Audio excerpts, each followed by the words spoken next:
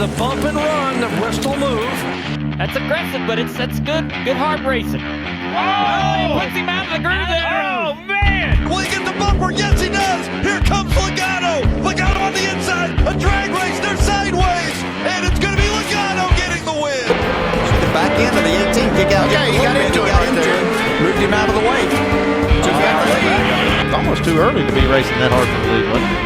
Never too early to be racing for the lead. At Bristol. At Bristol. Man, this is one of the biggest wins in my career. It's the bump and run, Baby! Yeah, welcome to the Bump and Run podcast. I'm your host, Michael D.Y., joined by my two best friends, Matt the Statman Reilly and Eric at Daytona Ron. Hope you guys had a great weekend. Hope you guys had yourselves a Ryan Blaney type of weekend. He was the big winner down in Talladega, got himself locked into the round of 8. Right? Yeah, we're in the round of 12 right now. We got himself locked into the round of 8. It kind of proved us all wrong what we were talking about last week. I think we'll jump into that. But first, make sure you like, share, subscribe, do all that stuff. Podcast available every Tuesday night. Spotify, Stitcher, iTunes, Amazon Music, iHeartRadio, and more. And every Tuesday night also now on YouTube. Right around 11 o'clock that goes live. So make sure you're tuning in and dropping out. I forget who said that famous quote from the 60s. But, fellas, how was your weekend? How'd you enjoy your Talladega weekend? Was it busy? If we gave the listeners 1,000 different guesses, nobody would be able to get, not a single person on planet Earth would be able to correctly guess what we were just doing right before we came on air. Absolutely. And we're not going to even get into it, but that was different. That was there it is. Totally behind the curtain right now. We're sorry to open up the show with a little inside. Elevator music going. Yeah, a little elevator. Yeah. A little stinky elevator music. Well, stinky hell. Anyways, I don't even want to get into it. You're giving away too much. I am. Leave the mystery. So, fellas, how's your weekend? It's fantastic. Yeah, Matt. How did your football teams fare this weekend? I know last weekend was a rough one for you. Ended up in the woods. Notre Dame won a nail biter. So the reverse outcome of last week. So that was good. And then the Jets went toe to toe with the defending Super Bowl champion, the Kansas City Taylor Swifts. So nice. Lost the game, but I was encouraged from what I saw. So it's a step in the right direction. But yeah, not as bad as last week. And got some yard work done. We're liming. We're fertilizing. We're hoping for a nice looking yard come springtime. So this is the time to do it. So I have to fertilize. Nice the Saturday. front. Go down to Bed Bath and Beyond. Yeah. If we have time. How about you, Eric? How's your weekend? How's Duval County, Florida? Dude, we're doing good. Came back with another win. So good all around sports weekend for the Bump and Run boys here. Texas had a win too. So all good there. Races was good. Watched the truck race and Talladega. The weather beautiful around here, boys. It's kind of weird that it went back up to like 80. So had to take advantage of that. Haven't been out in the garage in a while. So went out to the garage and watched the old Talladega race out there for probably the last, the weather, you never know. It's weird weather out here, but always try to enjoy the end of summer. I don't, you make it last as long as you can. So while the weather's good, get out there, had the grill out, watching the race in the garage. So it was a good weekend. I'm on a different page than you, Eric. The leaves are changing, which like literally happened overnight.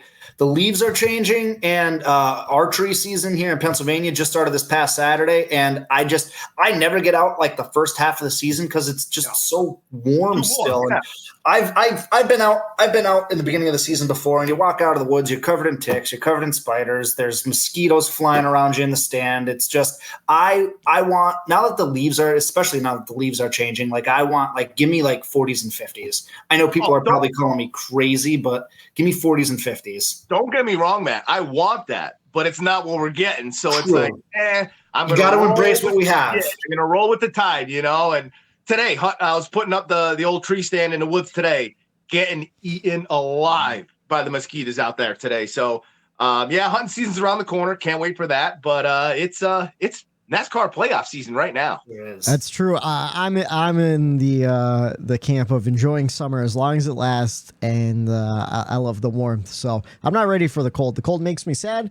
I don't like being cold. I like being hot and sticky. I know that's weird, but I don't know. In my mind, it's always easier to cool off than it is to like warm up. You know what I mean? So yeah, I'm loving the 80s in October here in PA. I'll take that all year long if I could. But how was your weekend, brother? Oh, it was great. Me and my girlfriend went to my friend Shifty's wedding. That was a fantastic time. Weather couldn't have been nicer. Had a blast partying with his family and friends and whatnot. It was a really good time. Food was good. Music was good. Company was good. And then Sunday, I'll tell you about my Sunday during the race grades because it definitely affected it a little bit. But first, let's jump into the NASCAR news. We got a bunch of stuff to talk about. First on the docket, the All-Star race will return to North Wilkesboro. They will also repave the track before the race. What do you think about the return to North Wilkesboro and repaving that old surface that seemed to have been the storyline all last year with tire wear and whatnot? I mean, I'm going to say this. They made it happen. They put a lot of time, effort, and money to get there to begin with. Yeah. So I just think the writing was on the wall there. I think when NASCAR does that, you see it with the Clash of the Coliseum. It's never really a one and done when they do something drastic like that. You know, they kind of have to make it worth their while to even get it back up and running to run that race. So that's what I was thinking. I thought they would always bring it back there. But as far as the repave, it needed it. There was no ifs, ands, and buts about it. The drivers didn't want it. But I think even after the race, everybody kind of realized that was the route they were going to have to go in order to keep the race there. And it just wouldn't have been plausible if they did not do that. Yeah, it's I'm glad they got one race in on that old surface just to say that they did it all, like, you know, almost 30 years later. But with all the patches, you saw chunks of it falling apart during the race. Like, it was just getting bad. I couldn't imagine doing another whole all-star weekend. And the trucks race there for their normal schedule too. So, I mean, you don't want that. Like, I know tire wear, we love tire wear, but at the same time, like, that's like a bit of an extreme. Undone on you though. Exactly. I'm hoping that the repave races well. But we all know how repaves happen, and man, this car in short tracks in the first place. We'll see if they make some adjustments in the off season. But I'm excited. I'm excited for them to go back. I hope it turns out well. You guys know I was a hater of the whole thing before they even announced it was going to happen, and it could be slick and it could be like slick and hard to drive. You know what I mean? New, like with this car or anything, like. If you have a new racetrack with not a lot of grip, short, you know, it could be a chaotic race, but in an all-star race, in the Clash, we all saw what Ty Dillon did. Sometimes chaotic all-star Clash when there's really nothing on the line, no, you know, it's exhibition or whatever. Sometimes they turn out to be entertaining. Maybe not the racing be great, but sometimes chaos in those type of races could be a good thing. I completely agree. 100%. I'm hoping just for a good little bit of chaos, you know? Let's see. Speaking of returns, NASCAR will be returning to the Indy Oval in 2024. A lot of fans have been clamoring for that, to see this new car on the Oval. What do you guys think either way? Are you upset they're leaving the road course? Are you happy they're leaving the road course? Upset they're going to the Oval? Happy they're going to the Oval? Any real opinions? I'm not upset that they're leaving. Okay, so hold on. Let me complete that thought first. Like, no, I'm not upset that they're leaving the road course. But two, I saw somebody posted on Twitter yesterday or today, like, RIP to the infield road courses. Like, no Daytona, no Indy, no Charlotte anymore. Like, that's it. So we're back to purpose-built road courses, the super speedway, short tracks, and intermediates. You know, the way our good Lord intended. I think the whole industry, you know, is really curious to see how this car is gonna is gonna perform on the Indy course itself, the Indy track itself. I think all indications are leaning towards they're going to put on a hell of a show, at least fingers crossed with that. Not to mention, like, for tradition's sake, we're back on the traditional Indianapolis Motor Speedway track that is the most famous speedway in the world. So we were almost doing a disservice to be running on the road course there. So yeah, I'm really excited to see how this all plays out. Yeah, the true Brickyard 400 returns. So yeah, I have I think NASCAR's listening to us, boys. We on here were bitching for a while, saying that, NASCAR, they're always, takes one, 2 steps ahead to take 14 back, and the changes they make, it doesn't apply with what's actually happening in today. And I think they had to make up their mind. They had so many road courses on the schedule, and this car obviously doesn't perform all that well on these road courses. And where else doesn't it perform well? On the short tracks. Yeah. But what is true to our sport, road or short tracks are. So they're going to keep the short tracks around no matter what. Even though the car doesn't perform well there, they sacrifice those road courses for the sake of what this next gen car could do. Hey, it doesn't perform well, road courses, short tracks. Which one are you going to keep? They're going to keep the one that's been around the longest and that people love and want more of. So I think this is a step in the right direction as far as NASCAR maybe listening and learning and doing what this car does well. So, taking them out of that, the road courses and put them back on the oval where this car has done incredible. I think they're actually doing this. It was actually a breath of fresh air to see them actually doing something common sense. It was a common sense thing. And normally NASCAR just overlooks that and just does something completely asinine. So that's where my mind went when I saw all this news. And like Matt said, the inside road courses are gone. I think they had to make a choice. And the choice was, hey, we already have a lot. It's kind of bloated with road courses anyway. The car doesn't handle well there. So I'm glad to see them kind of getting rid of that. And we all know these man-made road courses, what else do? They tear up a ton of race cars. And these cars, they ain't cheap to put together. And these teams, I don't think they like that a lot. So I think this is going to be good overall. And like we've always said too, we always applaud NASCAR for trying new things, right? Like they tried the Roval, they tried the Indy road course, they tried the Daytona road course. And I applaud them even more when they realize not working. We got to change it up again. We gave it a shot, a couple of years at each of those tracks, not really gelling well with the vehicle that we have on track right now. So we've got to change it up again. So I don't know if that's Ben Kennedy or whoever up top, but I got to applaud them for not only being willing to change, but to reverse some of the changes that weren't working. And that's the thing too, as they continue to work on this car's short track and road course package. I mean, they've been trying for all year long to make adjustments and testing new things. According to the drivers, it doesn't seem like anything's really changing the way we would hope. But at least now they're making the steps to try to give us a better on-track, experience. The thing with Indy, though, Indy didn't put on a lot of great racing with the old car either. And that's kind of why they moved over to the road course. So it should be interesting to see what this new car gives us on that oval, to see if either one performs better than the other. They might end up both kind of being the same. And it's like, but I think this new car has been pretty good on Pocono, and Indy, in my mind, is pretty similar to Pocono with the long straightaways, turn one into that second. It's not like 1 and 2 like a normal oval. It's like 1 straightaway, 2 straightaway. So I'm sure we'll see some cool drafting and stuff. It might be exciting. I'm excited just to see that they try it out and give us what people have been asking for.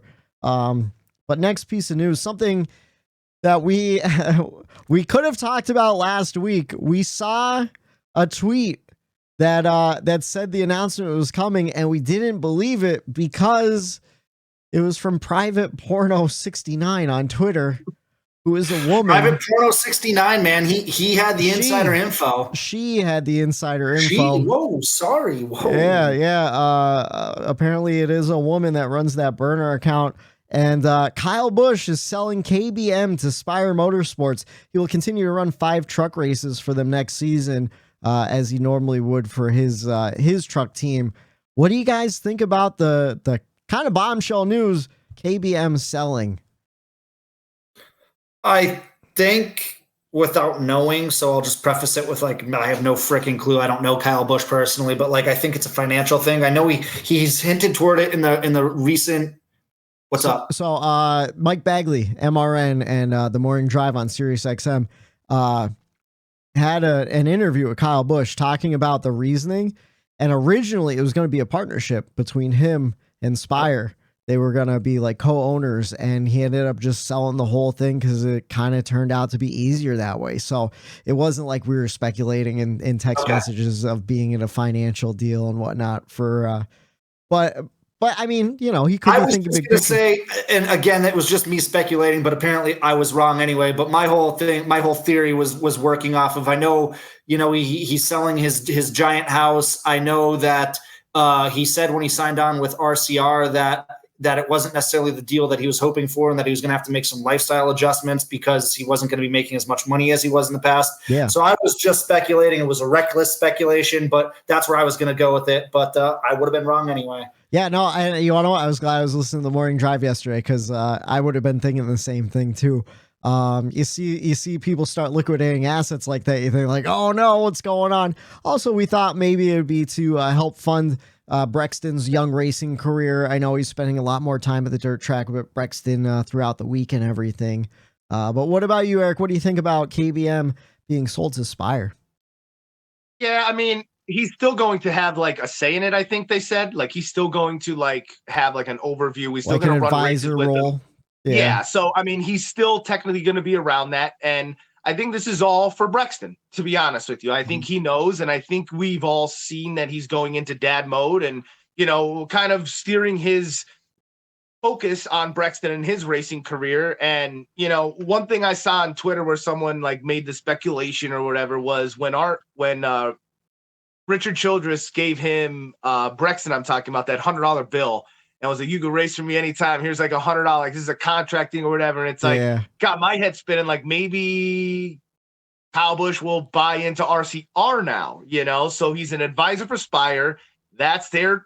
Brexton will get a ride in that truck, and then he's part of RCR to keep his hands on it. So I just think it's the main focus is, I think, the whole thing, Brexton. I think he's looking into the future, and they're playing it smart and we all know this, when you get older, your priorities change. You don't need the fancy the big house. And like, I think they're realizing that, hey, maybe we don't need this. So, hey, let's downsize. It'll help Brexton in the long run.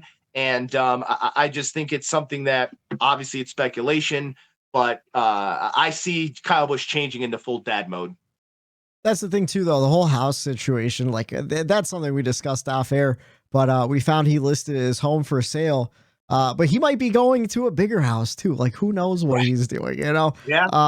But again, like, I could see like that type of thing happening in the future. KB's definitely a big picture type guy, so he's looking down the road for his kid's career too.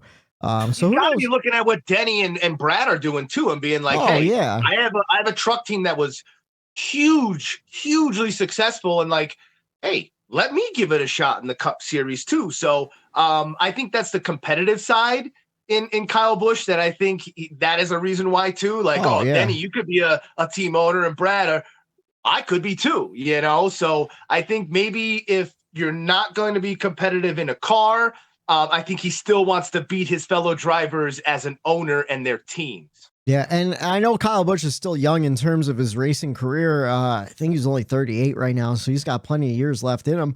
But, you know, just like Brad Keselowski said when he took over and he bought a portion of RFK, you know, that's him looking towards, what am I going to do after retirement? You know, I'm not going to be racing all the time, looking to expand. So you never know. Maybe that little nugget into RCR, you never know. Could happen. Speaking of sons, Jeff Burton's son Harrison Burton will return to the Wood Brothers 21 car. I know we've been critical of Harrison Burton's career thus far in the Cup Series, but what do you guys think about him returning to the 21? Yeah. Yeah. Yeah. We hope it improves, but Penske as a whole hasn't been the greatest this season, and Right. I don't think we've seen the best out of what that car could do, what Harrison could do, because we all been talking about the lack of Ford and Penske and how they've been off. Yeah. So let's give him the benefit of the doubt. Let's let them learn. Let's let them take their notes, and hopefully Ford, comes out next year, and give him another year, and let's see how, because you could compare him to a lot of other drivers in that Ford camp that we all thought would win races, maybe even multiple races, like Chase Briscoe, who is sitting in 30th something in the points. Yeah. And you're like, what is going on? So but don't forget, he did have that Nakaduct penalty. Yeah. I mean, even besides that, though, I mean, it's still just like the performance hasn't been there. So I'll give Harrison another year and see what he does. I don't hate it. I think that Wood Brothers car, if the rotation's always there, like, I don't know, I'm a consistency guy. Keep him in the car. Let him get some time and make it consistent there. So I don't mind it. I have hope for Harrison Burton in that car because I think he is talented, and I'm going to compare him to Cole Custer right now. So Cole Custer was fantastic in the Xfinity Series. Finished runner-up to the championship like 2 years in a row. He was. You go back. No. This isn't the part I'm disagreeing with. Yeah, no. So the reason why I'm bringing up Cole Custer is because I heard a quote from him when he moved up to the Cup Series. He said he was lost. Like, he was out to lunch, didn't know what to do. Xfinity Series, he knew exactly what he had to do. Every race, pit strategy, all that stuff. Like, he knew how to break down his car, everything. He said when he got to the Cup Series, it was a completely different animal. Of course, it was that COVID year, and he really struggled. And then this past year, I heard Harrison Burton in an interview say, things are finally starting to slow down for me.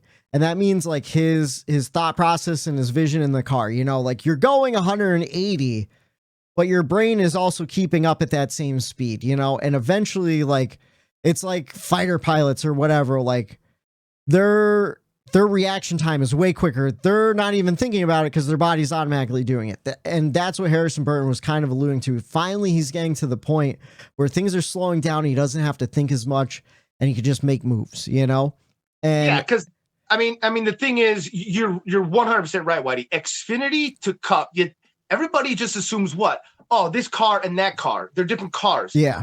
Well, you got to think the race length is different. Exactly. The stage length is different. The aggression. There's those little things that are different where, okay, you're racing for 150 laps. You know how to take care of your tires on a 20-lap run because that's what you have to do. Yeah. Now, take that 20-lap run, turn that into a 45-lap run that you have to save your tires. And learning that skill, that takes time. That takes time behind the seat.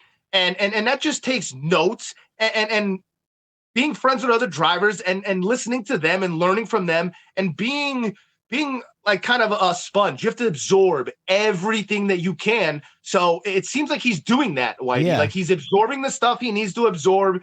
And now he could maybe next year take all of that and put it to the racetrack. And the gap level from trucks to Xfinity is about right here, and the level from Xfinity to Cup, it's like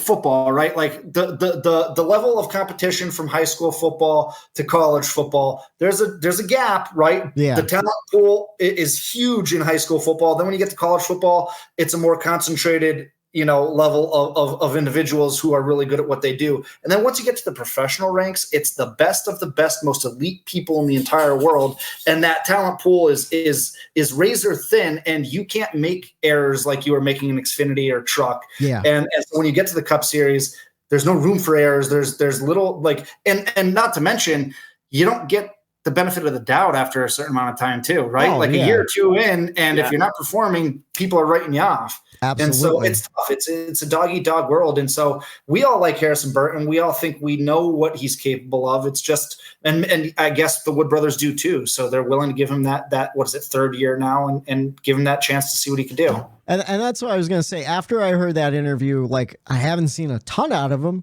but I've seen flashes where it's like, okay, he had a good run here. And it wasn't just like a super speedway type run where he's like, oh, he finished in top 15.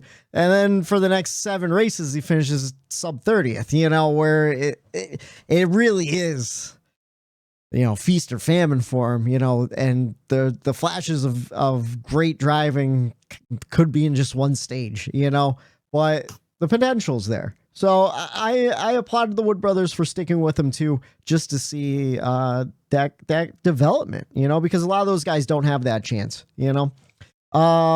Speaking of someone who's on their way out, unfortunately, Kevin Harvick was disqualified after finishing second this week for two missing windshield fasteners.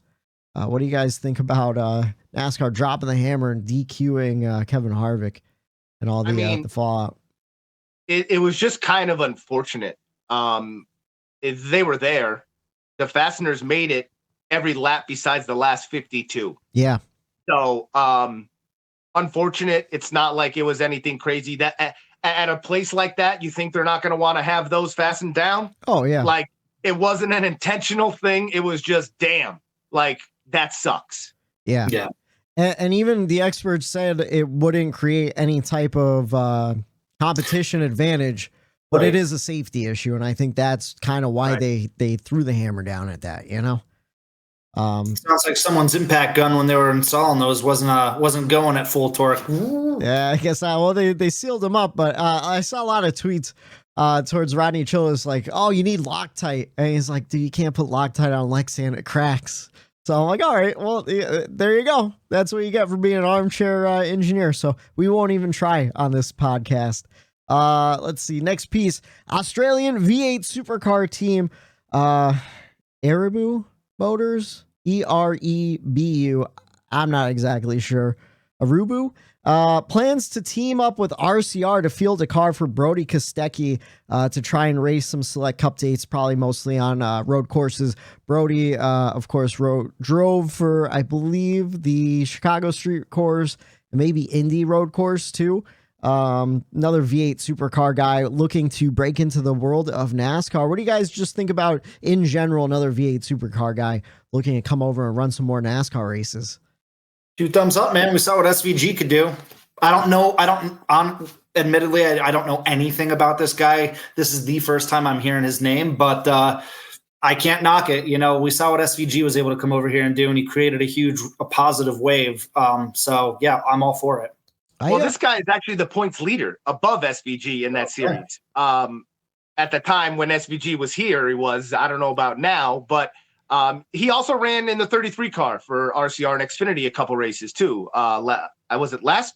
No, it was this year, I think. So he's had a little experience over in the NASCAR world. No, it was the 33 in Cup this year. It was in Cup. Was it Cup? Yeah, it was at the Indy Road Course. That was the one race. I thought he did. The Chicago Street Course too, but no, it was just that one. And then he actually ran a couple K&N Pro East races back in 2013 and 14. So maybe we could see him on an oval too. He almost ran the full season in 14. Yeah, I'm all for it. I mean, yeah. I think this sport, right now is on the verge of the transition from, the old vets that everybody knows to this new generation of drivers coming up into the Cup. And my thing is, and I'll say it all the time, just because I think it's the route to go.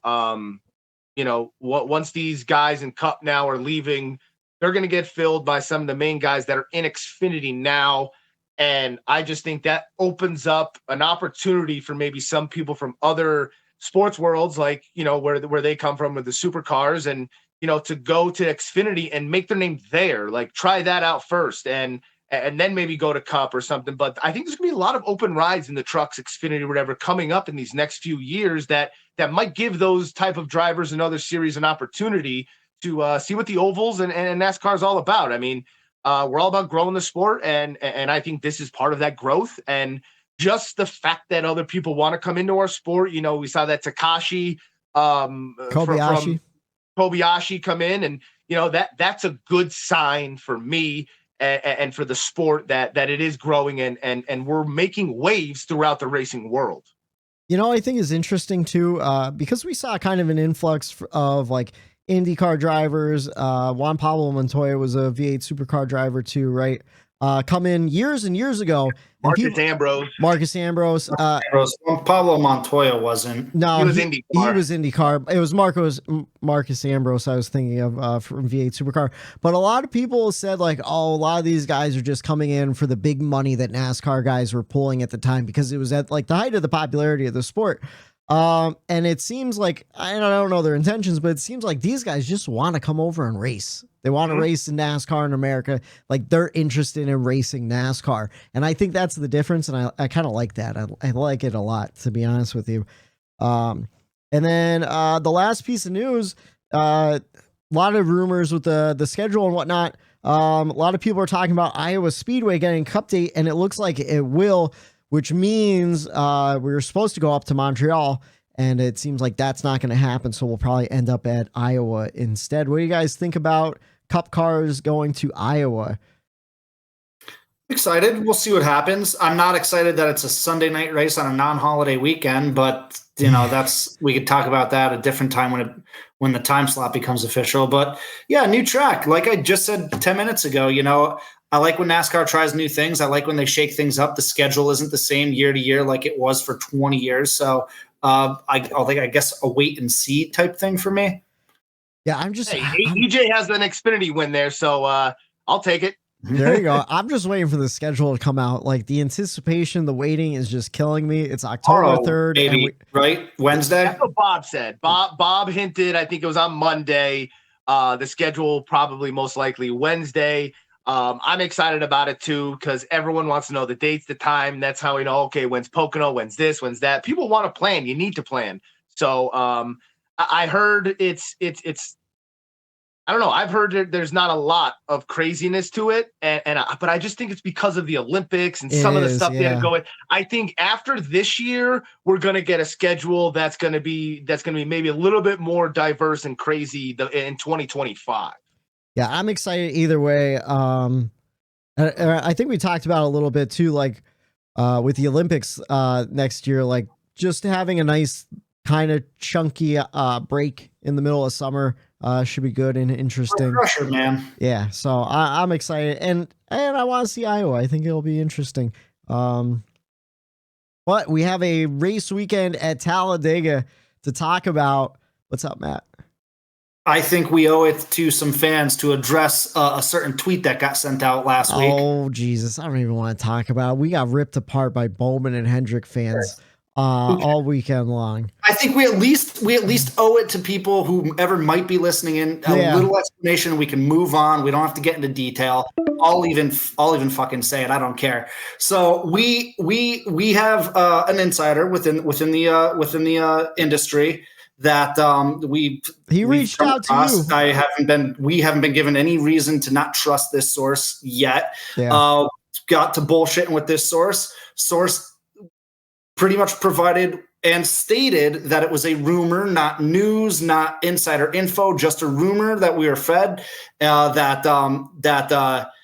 What is it? Sammy Smith is not only moving to Junior Motorsports, which everyone knows about. That's a confirmed fact. But in 2025, he's going to possibly be jumping up the Cup into the 48 car.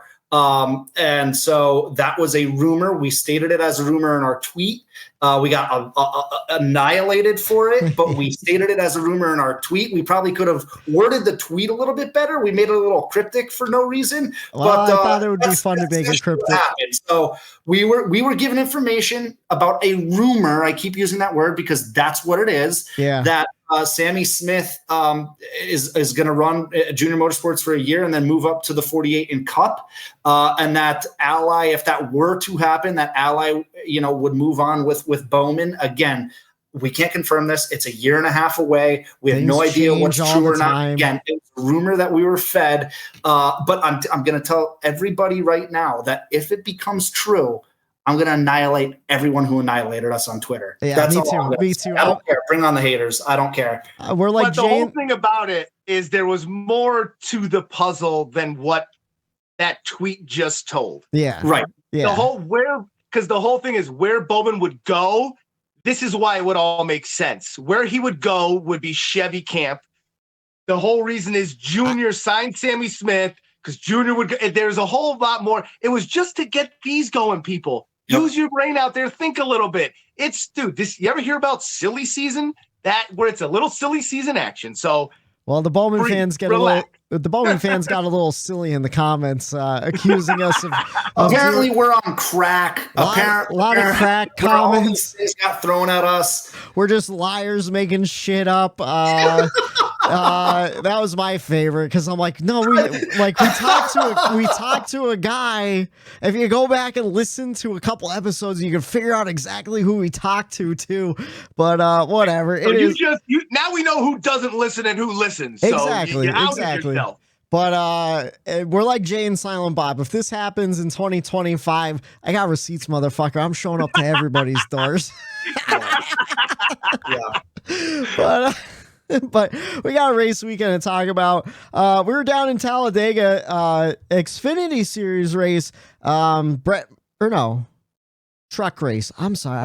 I put in the Xfinity Series race. I hate this again. Just throughout. Why do they do this to us? I don't know. Anyways, Brett Moffitt was the big winner in the Truck Series, but the big story that I didn't mention in news, because we'll get to it in Eric's checkers and wreckers. Nick Sanchez and Matt Crafton, a little post-race activity in the back of the garage. Someone walked away with a broken nose and probably a bruised ego too. Do you guys want? We'll get to it. We'll get to it, so we don't double down on it. But yeah. And then in the Cup Series, Ryan Blaney led 4 times for 8 laps. The race lasted 3 hours, 7 minutes, 25 seconds. We saw 4 cautions for 19 laps, which not bad for Talladega. 70 lead changes among 24 different drivers. Ryan Blaney, William Byron, Denny Hamlin, Corey LaJoie, and Austin Cindric, your top 5. Kevin Harvick did come in second, but of course he was disqualified, so everyone shifted forward. So keep that in mind.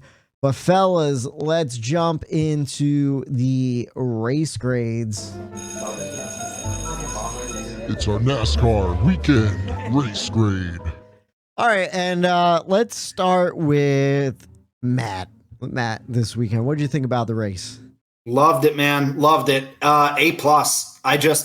If you've listened to this show for any amount of time, you know I'm a super speedway guy. Like that's my jam, man. I love super speedway racing so much. It sucks that that's the last one until February, right? Until the Daytona 500. But I mean, we were 3 wide for a good portion of that. We had cars that were all squirrely that at any given moment, you didn't know if they were going to bounce off each other and create a big one. I just loved everything I saw. It was hard to pass, right? Yeah. I mean, in some senses, it was hard to pass, but hasn't super speedway racing always kind of been hard to pass? It's always the same characters that always find their way up to the front because they're the ones who know how to manipulate the air, know how to, hook up with the right cars that have the right momentum at the right times of the race. So yeah, it's always going to be hard to pass. It always has been. But the right guys who know how to manipulate that style of racing are always going to find their way to the front. We saw it again on Sunday. And, Blaney, who is an excellent super speedway racer, was able to get himself to the front, stay to the front, and be in position at the end. So, I loved everything about it. And what's a race without Denny Hamlin's speeding penalty? I mean, especially in the playoffs, just shooting yourself in the foot once again. Yeah. So A+ for me. I loved it. All right, nice. How about you, Eric? What did you think about the race? I know you had a little bit of a shindig up there. You had the atmosphere of the people. Yeah, I had a few people up. It was just a couple of us, and it was awesome. I agree with Matt. I gave it an A. It was everything. Now, I wasn't a real huge fan of super speedway racing, but over these years, I've become more and more of a fan of it. And you have to appreciate certain parts of super speedway racing. And, like Matt said, 3 wide for a majority of that race. And even when it was 2 wide, like Dave Moody said it best. It seems like luck is involved. Everyone says luck at Daytona, luck at Talladega. I don't think so, and he even said it. He goes, the best of the best are always up front for a reason. Because you have to have balls to make these moves. You have to work for these moves. You have your spotter. You have the handling of the car. You need a lot of people at their peak best to win at a super speedway. And That is what I look for in those races. And that's what you got. 3 wide, inch apart. To me, that is still excellent racing for not crashing, going back and forth. And for people that are new to the sport or don't watch a lot of super speedway racing, for what Matt is saying, like the people that know how to manipulate the air, the people that are good there, they know how to make that. You only could do that and make those moves at certain points of the race.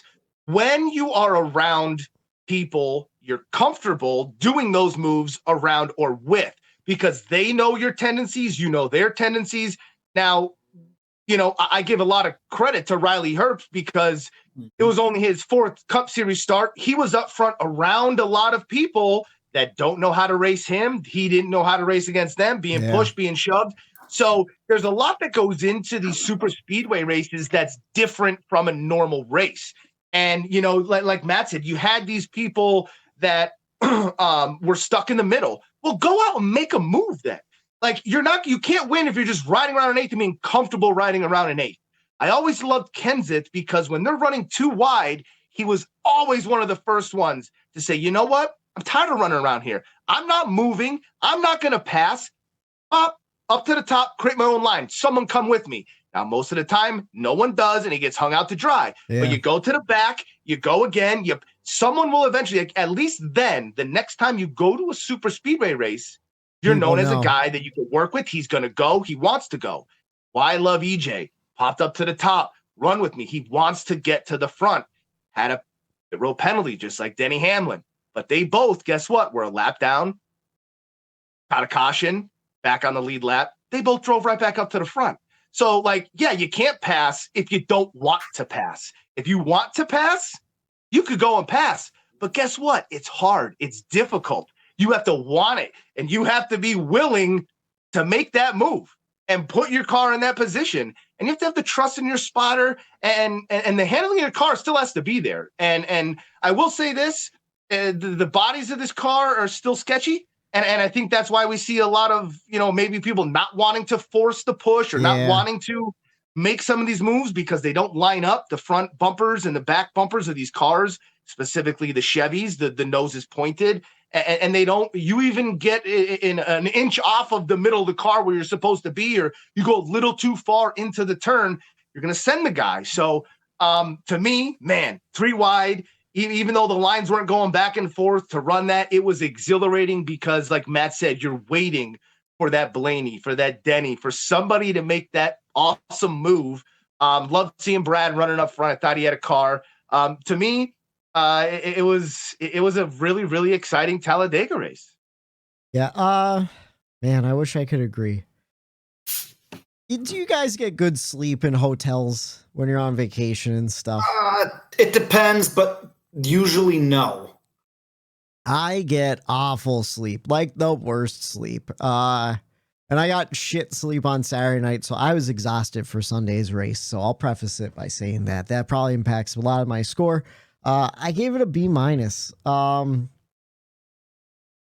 I was tired watching it. I think just the mindset and everything, but I didn't think this race was that great, honestly. I even watched it for a second time yesterday to see if there was anything I missed. And I think even watching a second time, because I knew what was going to happen, I didn't find it that exciting either. So I wasn't on the edge of my seat for the first 2 stages. I felt like I watched 2 trains run side by side and nothing was happening. I know there was a lot of lead changes, but I didn't think there was anything really exciting about those lead changes because it'd be the top lane gets a nice run, 1.5 cars pass out the bottom lane, and then by the time you get to the back stretch, then that lane kind of starts according back while the bottom lane gets a run, and then they take the lead back in turn 3 and 4, and I really didn't like it, and I think it's because guys can't create their own runs. They're waiting on that bubble of air that Dale Jr. is talking about. Now, guys, it seems like you can't even really get to the bumper to push. You're pushing it with that bubble of air, which was a problem with the old car at 1.5 miles. So now it seems like it's a problem with the new car at super speedways. And then you can't side draft. I liked when guys could side draft, slow down that other lane, and they get a nice big long run. Even when it got 3 wide, super impressive that they were able to keep it and not wreck. But at the same time, I didn't really feel like it was that exciting battles for the lead and everything. Did I say I gave it a B-? I still give it a B- because it was a good race. I was tired, so I'm adding all that in, and I'm kind of bumping it up from where I felt. But I didn't like the spring Talladega race, and I didn't really like the fall one either. I did like the first and second stage, I just thought sucked. Third stage I thought was great. Photo finish, the build up and everything. But man, I don't know, just watching those 2 lanes, and I thought maybe I'm crazy. So I went and I looked at the stats of the lead changes. First 22 laps, Joey Logano led every lap except for 2. Eric Almirola made his way up for lap 6, and William Byron made his way up for lap 19. So that's just 2 lines going back and forth. No real movement. And then if we went Priest, Stenhouse, Dillon, and Bell, I'm pretty sure that was during green flag pit stops. And then we saw Cindric, Stenhouse, Cindric, Stenhouse, Cindric, Stenhouse, Cindric swap the lead that many times, just back and forth. Again, just 2 trains going back and forth. Blaney, Herbst. Blaming super speedway racing though, Whitey. Well, yeah, dude, that's what happened. But that's what it always is, man. But that's the thing. Even when it would go 3 lanes, it's just those front cars, whoever's leading the train. You weren't able to shuffle guys to the back and move them out of the way with the side draft like you used to be able to. You couldn't there was no one in the sucker hole. Did we see anyone get sucked into that middle lane and lose all their position? No, not really. In fact, I saw the middle lane do something I've never seen before, where it looked like the whole entire field was throwing the middle finger at me, because it was the bottom lane, the top lane, just sitting there, and then 6 cars in the middle just running a train around it, and they never caught up. And even if they did catch up, it would just go back and forth for 1 lap, and that was it. And then those trains would fall apart. I thought it was some of the most boring super speedway racing I ever saw, because if you were stuck 4 back, you weren't moving anywhere. And even if you didn't want to, because you were comfortable there, and that's where you wanted to be. But here's the thing: if you want to make a move, you pop out and make a move. But I like it, Whitey, because guess what? Everyone complains about what, and you're good. You should be one of them right now. You're part of the Toyota camp. What do they have? 6 fucking cars. So guess what? They're at a disadvantage. But I saw 400 cars lined up on the bottom that couldn't do shit. Yeah. And I love that, because that allows everybody the fair opportunity, and it puts the actual driver's talent at a super speedway in his hands. Yeah. It's not relying on the 3, 4, 5, 18 cars behind you to get you up to the front. No, you have to get up front. Your spotter has to get you up front. And that's what happens. But when you're running 2 trains side by side, and there's not even a full gap for 1 car to switch lanes, you're not seeing any movement. Dude, and then people up front, they were blocking, they were going back and forth all day. That's what you do. And you wait for that guy to mess up. And it just so happens that the guys up front, Almirola, Brad Keselowski, Joey Logano, guess what they do well? They run well up front, and they know what to do up front. So they're not going to make a mistake. You have to wait for a Reilly Herbst to be up there in the top 4, top 5. He backed up too far from Harvick because he got a little squirrely. Hocevar got a little squirrely. There's your gap. Now, Whitey, you see that gap. Are you willing to go in that gap? Yeah. Or are you not willing to go in that gap? You have to make that move. Here's the problem, and here's my whole complaint about it all. The gap never came. The first 2 stages, I never saw a car get more than a car and a half's length away until a giant run would come after 10 laps.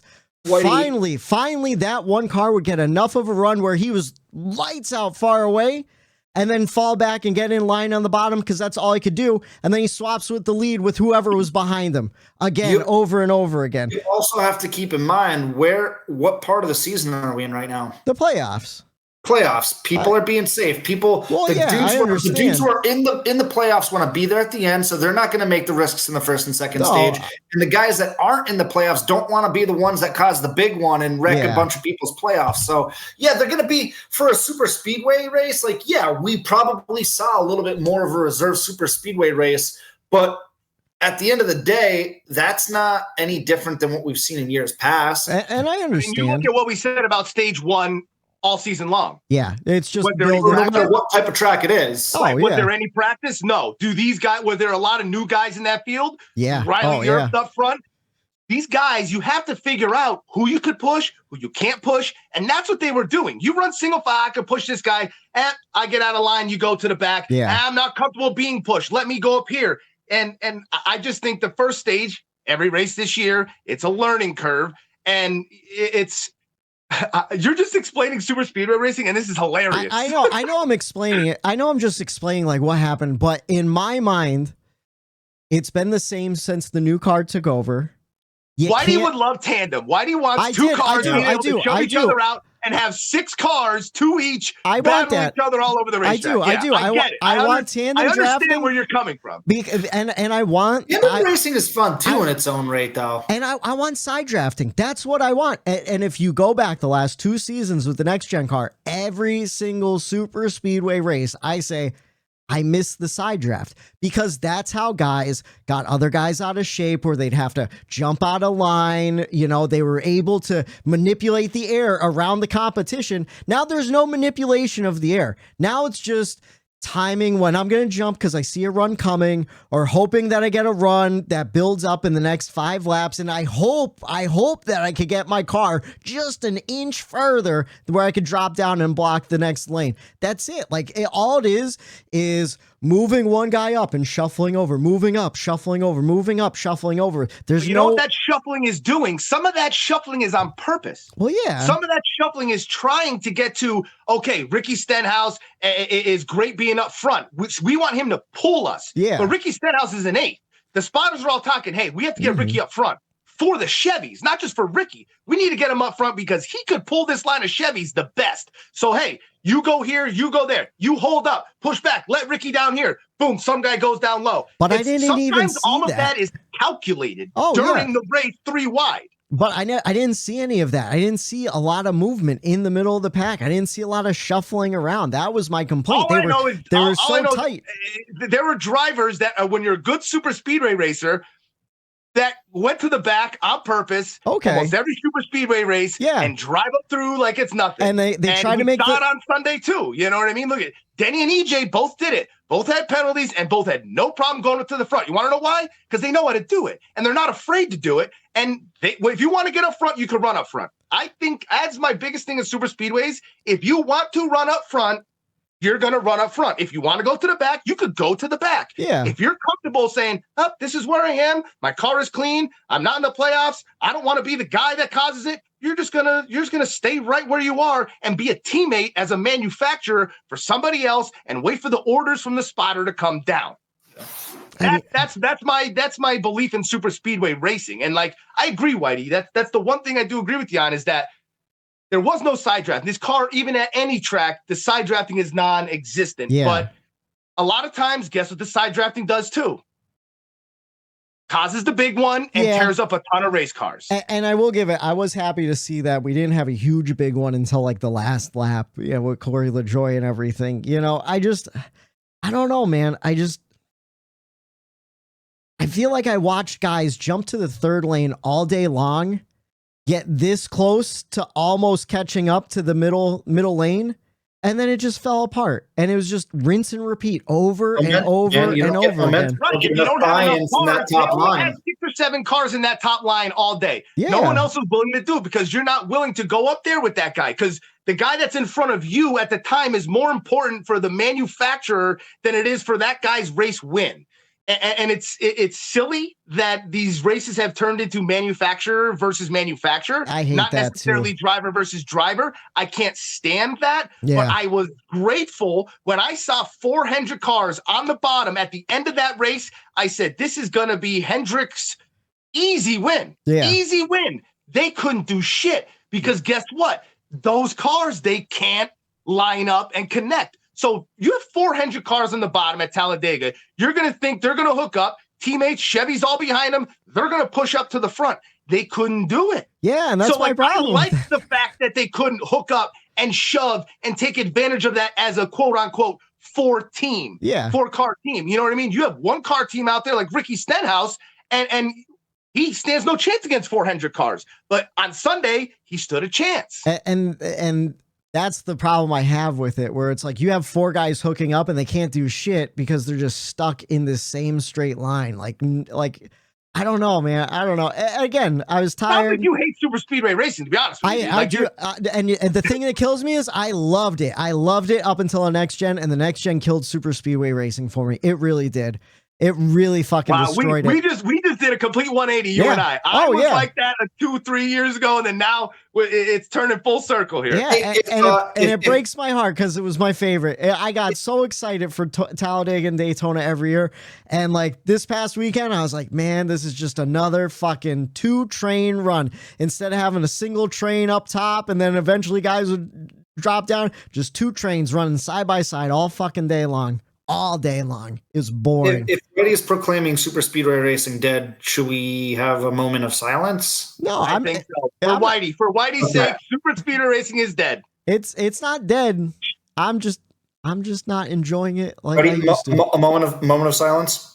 It doesn't matter about your moment of silence because super speedway racing is alive and well, brother. To me, I'm not enjoying it. I don't like it. I wish I did. How did Tyler Reddick do on Sunday, Whitey? I don't know. Because you want to know why? Because he got stuck in the back of the fucking second lane. They were trying to make a third lane, and no one would go with him, and he couldn't make any fucking moves. I watched trust issues out there. I watched everyone from row 4 back not move all fucking day long. They didn't move all day long. Speedway racer? I don't know. Oh, yeah. Hey, pick up lane. Is Tyler Reddick good on super speedways? This isn't a Tyler Reddick thing. It's not. I didn't care where Tyler Reddick came in. This was an enjoyment of the race, and I did not enjoy any of it. I enjoyed you're entitled to that, you son of a bitch. Yeah. You are damn entitled to that opinion, Whitey. Thank you. Anyways. 3 wide for the lead. 1 lap to go. It's this week's Checkers and Wreckers. I'll tell you, that super speedway race was probably a hell of a lot more exciting than this one. But anyways, since we started with Matt for the race grades, we'll start with Daytona Ron for the Checkers and Wreckers.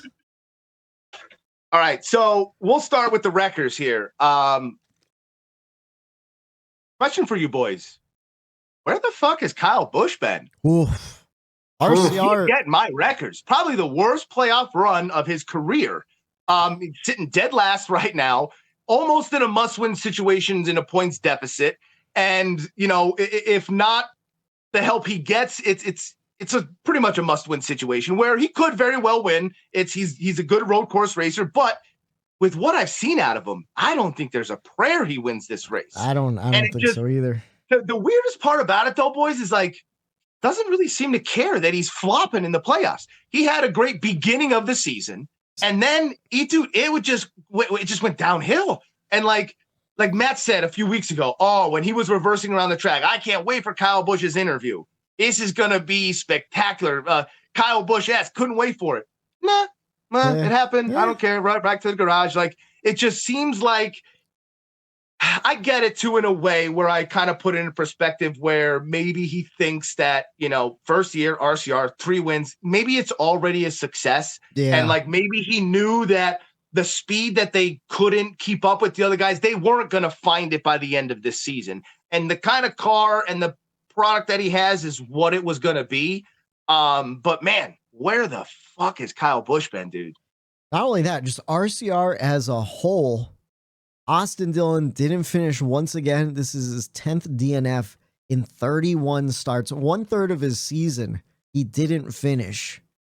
Like you said, KB had that great start to the season. Great promise. It's like, oh shit. Kyle Busch has arrived. RCR is on the upswing. And ever since the playoffs started, yeah, and it doesn't look like he's going to make it out of the round of 12. I didn't see it coming. I didn't see it coming at all. And again, to your point too, he doesn't seem too bothered by it. So is it which is weird for Kyle Busch? Is it because he knows he's outperforming the equipment and they're doing the best they can? And he doesn't want to shit on him for he won the second race of the season at Auto Club. It was out of the gate he won. Oh yeah, and he almost won the Daytona 500 if it wasn't for that last caution. I don't know, man. I don't know. He still has 15 I guess he did 10s. get screwed at Dega too, though, with Ricky running out of gas right in front of him. He got fucked that was an unfortunate situation. But overall, he hasn't been a threat. I feel like even the drivers out there don't feel like he's a threat. And when Kyle Busch in the playoffs doesn't feel like a threat, I don't know, man. That just doesn't sit well with me. No, I agree. I gave him my records. Now my checkers, I gave it to Matt Crafton. Yeah. Let's go Crafton, dude. Teach these young sons of bitches driving out there like maniacs. Got to teach them a lesson. And we hear how truck series, even go down to Bowman Gray and the modified series, how they're racing each other like dick bags, smashing each other after the race is over, going after each other, fighting in the back of the garage. And guess what? That's not how it's done. And these young kids think that's how it is done. And, you have. I'm sorry to stop you. I have to stop you right there. Would you rather be a dick bag or a bag of dicks? God, we could sit on this one for an hour. Question. It's the same thing. Trick question. All right. No, because a bag of dicks is multiple dicks in a bag, but a dick bag is the bag you put on your dick. So if you're a dick bag, you're getting put on a dick. You're getting put on someone else's dick. Doesn't your mother listen to this podcast? She does. My mother curses like a sailor. She's just as dirty. Where do you think I get it from? Actually, that's a Robbie Schrey joke, so shout out to Shredder. Anyways, back to it. I will say this. Everyone, as soon as it happened, was ripping Crafton apart. Yeah. And I'm on Twitter, I'm going, why are they ripping this guy apart right now when there's only one side of the story out? There's no video of anything happening. This is the problem with the world today. The media is the judge, the jury, and the executioner. And you can't do that. You just can't do it. So Crafton did come out with his statement and said what happened before the cameras were rolling, and this is what went down, and there's sucker punch this, and DBC, this is a sucker punch. If you see it coming, that's not this. You don't have to get into that because that's not the point of it. The point of it is somebody had to do this to these young drivers to say, hey, you're not going to make it very far in this NASCAR world if you're going to be racing like this. Making enemies on the track. Yeah. So I don't know if I would have been as hard on Sanchez, but during the race broadcast, twice they had on air his crew chief or it was his spotter come on, and they played his radio saying, hey, buddy, you can't be doing that. Don't be pushing so hard. Yeah. You're being too aggressive. You can't do that. Dial it back. And right after that, he goes and does what he does and drives and it's like, what are you doing? There was what are you trying to do here? You were just warned multiple times to stop racing that aggressive, but they don't care. They're young. Oh, I'm filled with this. I'll go move here. I'll go in here. Oh, it's just I'm in the playoffs. I'm going to go. I could do whatever I want. Well, buddy, you go ahead. By all means, do what you want. But sometimes you got to take your licks. What's the popular meme right now? Fuck around, find out.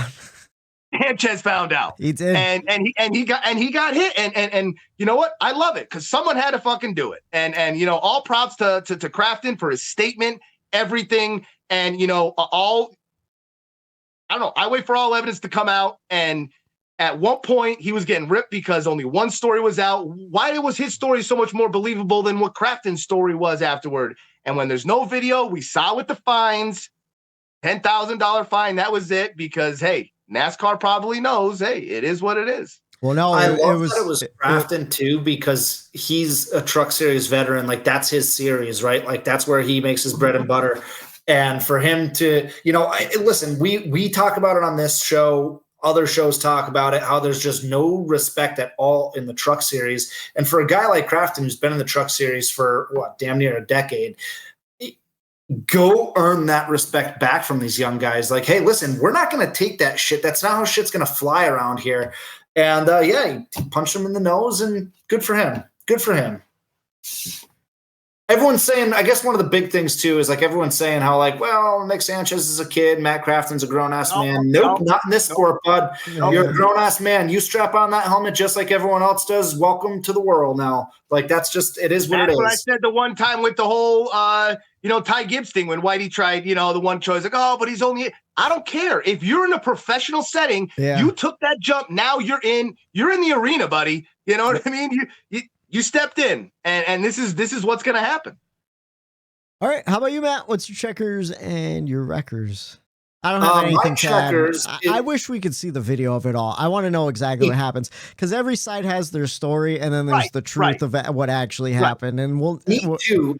Especially because it looks like it was a fucking hell of a shot too. Oh, Like we thought Chastain getting rocked a few months ago was a good shot. Like Nick Sanchez, he got connected by that was. I wish we saw it, but. Anywho, my checkers, it's low-hanging fruit this week. I almost never give my checkers to the winner, but I'm going to go ahead and give it to Blaney.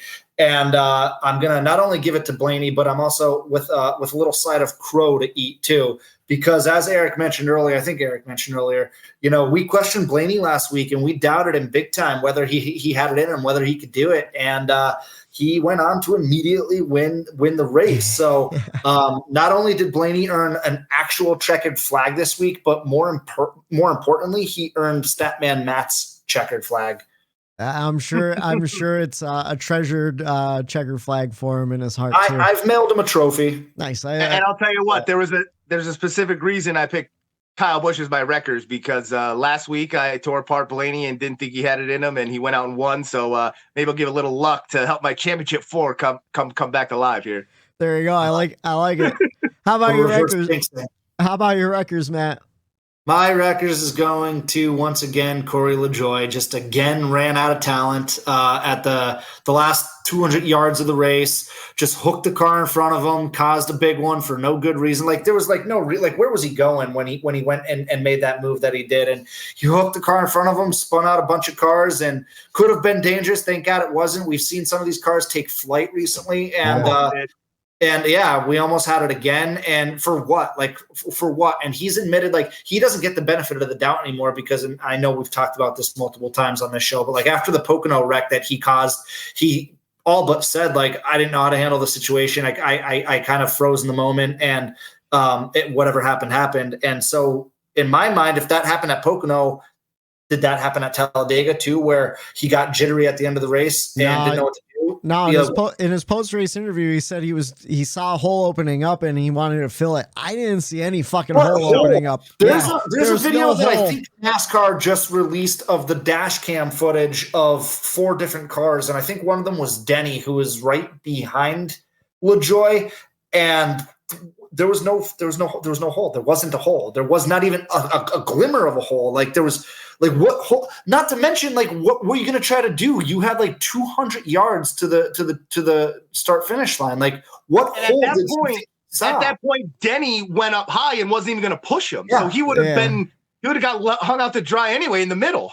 and then he goes on Twitter and he goes, "Oh, great top 5, stacking pennies." Buddy, you just wrecked the entire field behind you. And he's that's the part that irritates me about LaJoie. He doesn't even understand what he did. Yeah. He doesn't understand. He's walking around like he just got a 4th place finish and he's this rock star driver for doing it. It's dude, buddy, you destroyed everybody. It's insane. Yeah. But I completely agree on that one. Fucking crazy. Is that all you have to add to that? Yeah, that's all I have. I don't even want to talk about it. No. All right. Well, I'm giving my checkers to the guy that Corey LaJoie wrecked, Reilly Herbst. This was his 4th Cup Series start, and probably his best race to date. He's an up and down guy in the Xfinity Series. Always makes the playoffs, but doesn't really go far into them. A good, solid 10th place guy. Just a great. For when Statman Matt bets on him, puts him in the DraftKings lineup, then not so much. Then he finishes 23rd. I'm not gonna lie, and I know this is your checkers. I don't want to make this about me. Every single time I've put Reilly Herbst in an Xfinity lineup on DraftKings, every time he does something where it screws me. Every time. I don't even make lineups on DraftKings anymore, and it's because of Reilly Herbst. Because of Reilly Herbst. And I know this because you've in our group message have bitched about him before. A lot. For that reason. Yeah. It's out of nowhere. Well, don't even realize there's an Xfinity Series race on. You're like, fucking Reilly Herbst, man. Yeah, that's it, Mikey. That's exactly it. That all makes sense. You got money on it in a DraftKings lineup. But no, I thought he did a really good job. I know he's finished 10th place in last year's Daytona 500. But there was a ton of wrecks last year at the 500 and late. And this one, I feel like he earned, like, I think he finished 9th, right? Or 10th.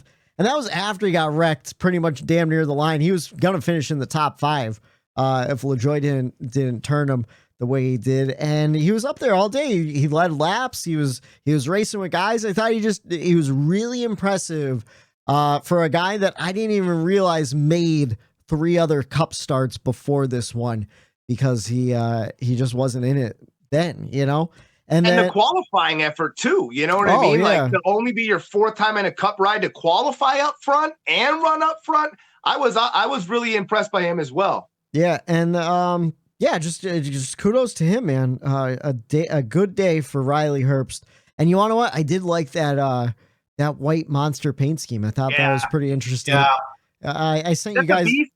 Was that the Beast car? I think it was. Yeah, which I don't even know if he's old enough to drink alcohol yet. Yeah. But it was the Tame the Beast energy beer deal.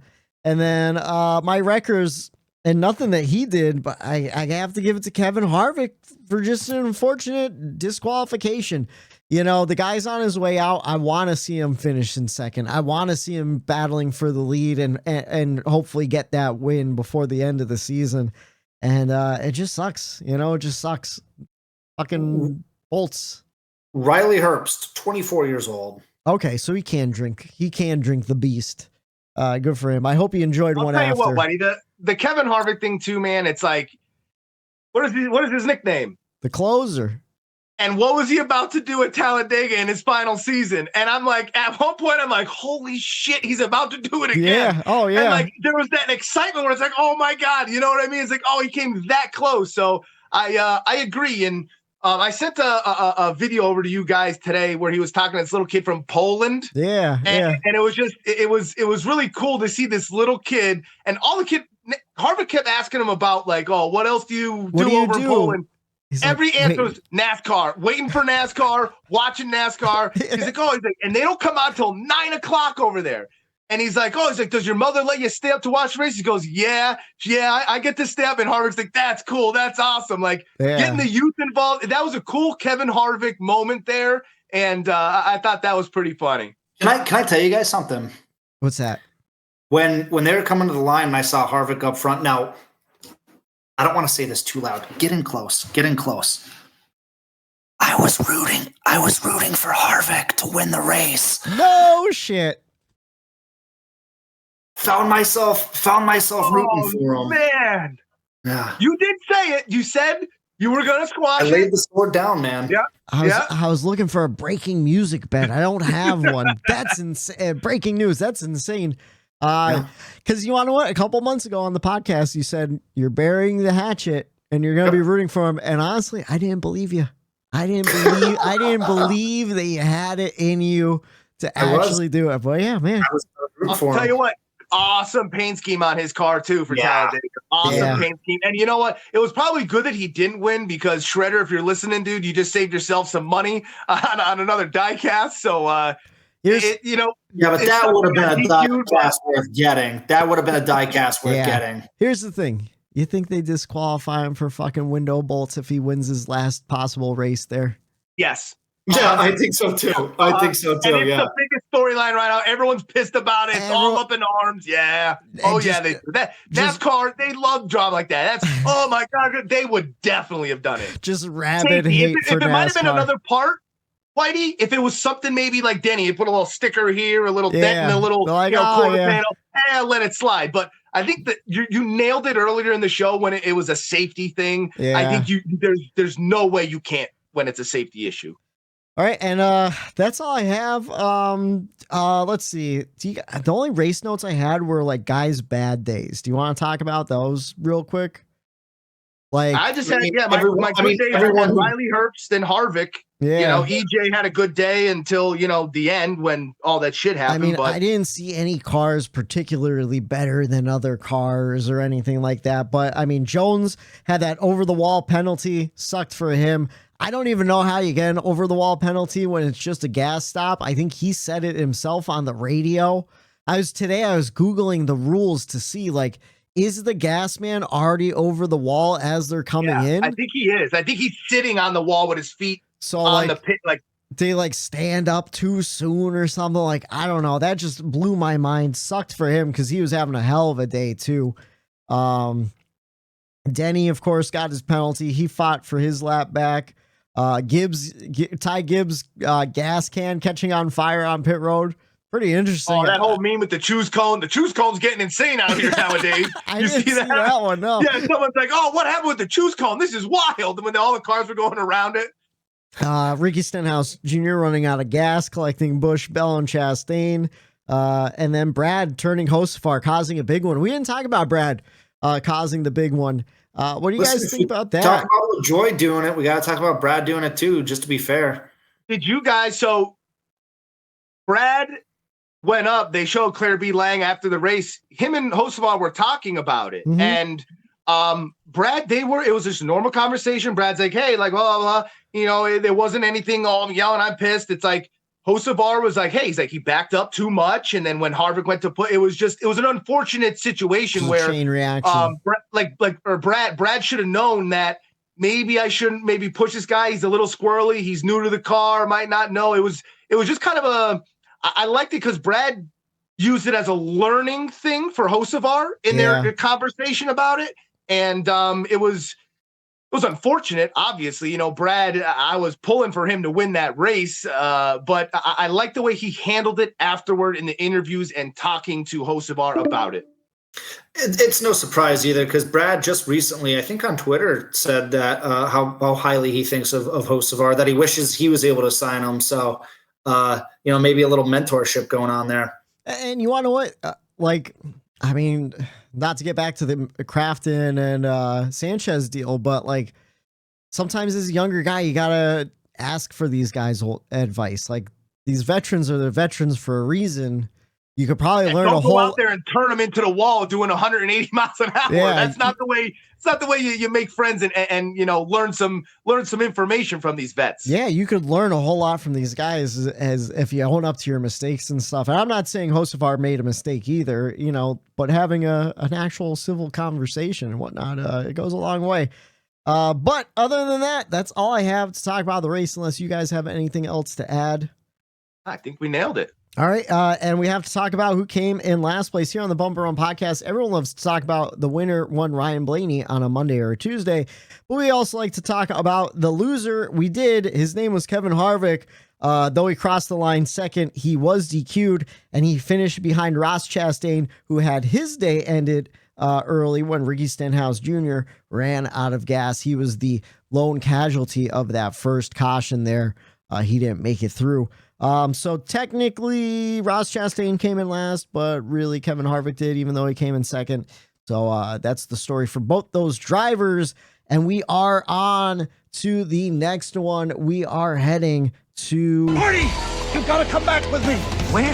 The next NASCAR Cup race. It's the weekend preview. And we're heading to the Charlotte Roval for the last time, apparently, unless they bring it back after next year. We'll see what happens if maybe they alternate. Who knows? That could be a fun thing about the schedule in the future. But Xfinity on track Saturday, 3 p.m. on NBC for the Drive for the Cure 250 presented by BlueCross BlueShield of North Carolina. And then Cup on track Sunday, 2 p.m. on NBC for the Bank of America Roval 400. And fellas, I need you to... Sunday, I'm not going to be able to watch the race. I'm going to end up watching it on Monday. So can you guys start a separate group chat? Because I'm going to try to stay completely off. That way I don't know who. Where are you going? Where are you going? I have to. My sister-in-law is having a thing in Connecticut, like a family gathering, because she. Can you just text us over the address? Yeah, we'll show up at the end before we'll give tell the you. winner. I don't even know. AJ Allmendinger, and just go back home. Okay, well, it's a 4.5 hour drive. If you're that committed to the bit, by the time the race ends, I'll be driving back to Pennsylvania anyway, so you can have fun at a random restaurant. We'll meet you at a lunch truck stop about halfway home. All right, now that sounds like a fucking plan. I just want some pizza from Connecticut. I heard, listen, we live in the Wyoming Valley for all those who don't know, and we're the pizza capital of the world. Our pizza is the best, and I will die on that hill. But apparently Connecticut pizza might give us a run for our money. Okay, when try it. I have to, and I've never had a reason to go to Connecticut, so I have to clarify this for everybody who's not in Pennsylvania and not in Northeast Pennsylvania. Old Forge, Pennsylvania is the self-proclaimed pizza capital of the world. Yeah. So like we gave us that title ourselves. So I think our pizza is fantastic. I'm not bringing basic. I'm kidding. Wait. I know stress. there is a place though. It's like Mystic Pizza or something. They made a fucking movie about it, like a rom-com that's apparently like fantastic. My boss at the radio station's from up there, and he says the pizza down here doesn't hold a candle to it. But everywhere we go, we say their pizza doesn't hold a candle to our pizza, right. And everyone that moves here says our pizza doesn't hold a candle to where they're fucking from too. So everyone has the best pizza from wherever they're from. Pizza talk on a Tuesday. I like Sabatini's pizza because they chop up the pepperonis. You gotta chop the pepperoni. Blend it into the sauce. It's absolutely perfect. I gotta wait 4 days till Friday for pizza night. Anyways, Cup on Track Sunday 2 p.m. on NBC for the Bank of America Roval 400. We are running out of time. Our picks from Talladega. I picked Eric Jones. He got me 11 points. Matt, you picked Bubba Wallace. He got you 14 points. And Eric, you picked Brad Keselowski. He got you 15 points. So not a whole lot of movement in our point standings. I pick first, Matt picks second, and Eric picks last. And I'm going to go with a guy who won the last road course we were on. A guy who's already won a race in the playoffs. I'm going with Slick Willie 2 Clocks, William Byron. Great pick, man. I was going to talk about him because, again, these whole playoffs, he's really stepping up. Another third, like, his finishes have been incredible this year. Like, yeah, good pick, Whitey. I'm going with the guy. I'm not going to overthink this. I'm going to go with the guy who's been unbelievable on road courses with the next gen car, a guy who won a road course race this year, Michael McDowell. Okay, I like it. A former playoff contender stealing a win. That'd be interesting for the point standings too, as they shuffle all around. I'm going with somebody. It's not a bit because of everything that went on this week. I swear to God, I'm going with the 48 of Alex Bowman. All right. I like it. He hasn't done much this season, but he runs really well. What a roll job. He does run really well at the Roval. And you want to know what? Bowman's one of those guys that gets that one win a season at least. So we'll see. We're running out of races to get him that win. Who'd you take? I'm writing this all down. I took Byron. Yes. Okay. All right. So we are six races into the. We got fucking ripped apart by Bowman fans. Oh my God. I have post-traumatic stress syndrome from Friday on Twitter getting ripped apart. Friday night, I was sleeping. I woke up to the sounds of bombs exploding because it was my Twitter notifications. I was just shell-shocked. Bowman was up front, too, for a little bit at Daytona. He and was. I'm like, oh my God. And somebody accused us of doing crap. Being hater and just hating Bowman, which is, it couldn't be further from the truth. Dude, when I just picked him to win. He was so. We don't hate Bowman. He was so close to winning Dega too. Like those final laps, I'm like, if Alex Bowman wins this fucking race, I'm not gonna hear the end of it from all these fucking. They're gonna come back. They're just crack. Got accused of doing crack. I don't even know what crack looks like. I don't know what it looks like either. Anyways, we're 6 races into the 2023 playoffs. Here's your playoff picture. Kyle Busch out in the woods, minus 26 points in 12th. Bubba Wallace, minus 9. Ross Chastain, minus 9. Tyler Reddick, minus 2. On your cutoff, Brad Keselowski, plus 2 in 8th. Kyle Larson, plus 15. Martin Truex Jr., plus 17. Chris Buescher, plus 19. Truex are really getting saved by all these playoff points he built up because he wasn't existing. Hasn't finished better than 15th at all in the playoffs. No, Chris Buescher in 5th with 19 points. Christopher Bell in fourth with 22 points. Denny Hamlin in third with 50 points. Ryan Blaney in second, locked in with a win. William Byron locked in with a win.